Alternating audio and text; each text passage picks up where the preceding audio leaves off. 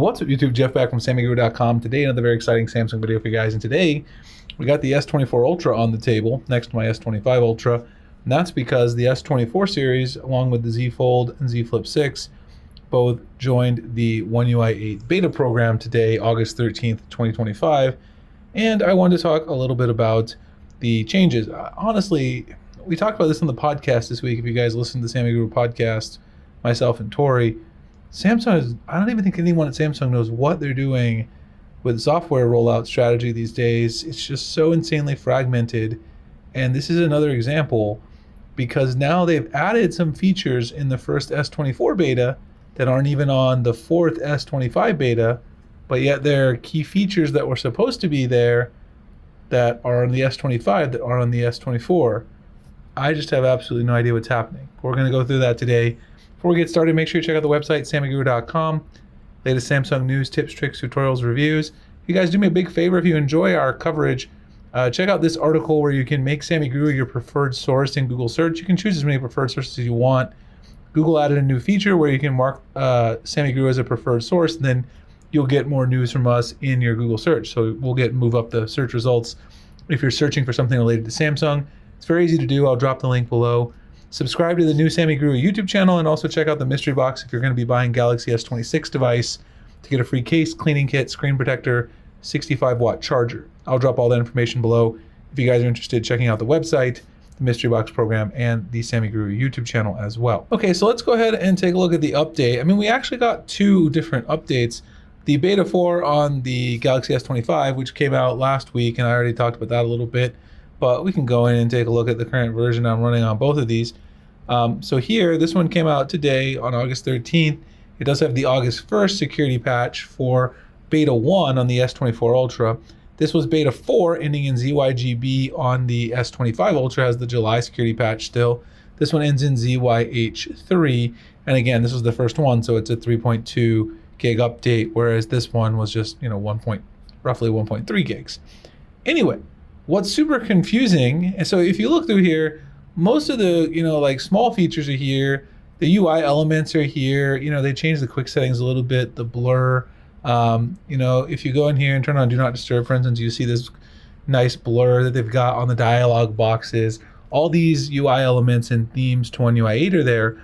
But one thing you'll notice is that we reported, Josh, one of our writers, Josh Skinner, he reported one of the early test builds for the S24 because he was running it before he got his Z Fold 7, that the now brief was supposed to be on the S24 Ultra in One UI 8. And if you go in here on One UI 8 beta 1 on the S24 Ultra, you'll notice inside Galaxy I, there's no now brief. And I thought that would be like the easiest, most low-hanging fruit feature to include, because of course, that's also one that people were probably looking forward to the most, just because a lot of people have seen that on the S25 series, and obviously they've been developing it for a while. Why couldn't you bring it on the first beta? I mean, this stuff about the processor not being powerful enough that they said before is obviously not true. So why not just go ahead and bring out this update? Seems like it'd be easy enough to do that, but they didn't. So no now brief on the first S24 Ultra One UI 8 beta. So, okay, that's I guess interesting. And I was like, okay, so maybe they just removed some stuff. But as it turns out, they really didn't. They actually added a feature that's not even present on the S25 Ultra in beta 4.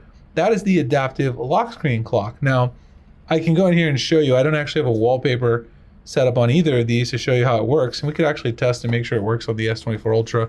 I'll do that afterwards. But if you go into the lock screen editor, you see it right there. You see that little animating font. You see how this font is animating?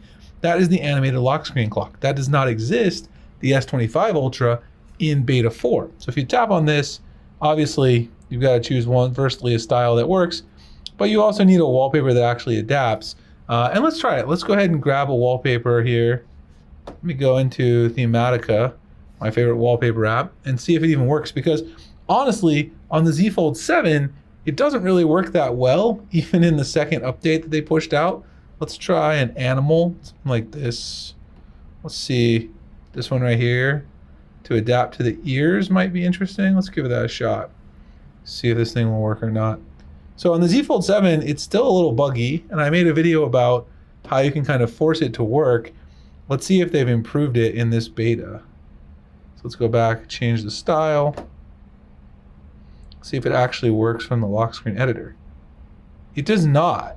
So it appears the same bug is present. You see how it doesn't adapt to the ears of the rabbit no matter what you do? The same bug that was present on the Z Fold 7, maybe that's why it's taken so long to get it on the S25 Ultra, because they just can't figure out how to make it work from the lock screen clock.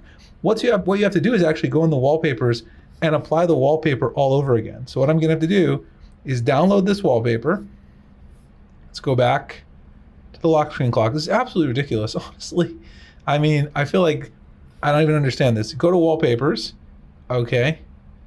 Then let's find this wallpaper, go to gallery, recents, okay. Now we can tap on this, choose a compatible style, choose the adaptive, and look at this, and it works. Why is it that you have to go and reapply the wallpaper? Why can't it just work with the wallpaper you already have applied? It doesn't make any sense to me whatsoever. But anyway, the adaptive clock is there, which is exciting because it's not on. Oh, and look, another one of the same bugs that happened with the Z Fold 7. If you set the clock, you guys saw that, it doesn't actually show the adaptive style that it does in the preview. Look how here it goes back. Let's see, if I make it a little smaller, maybe it'll work.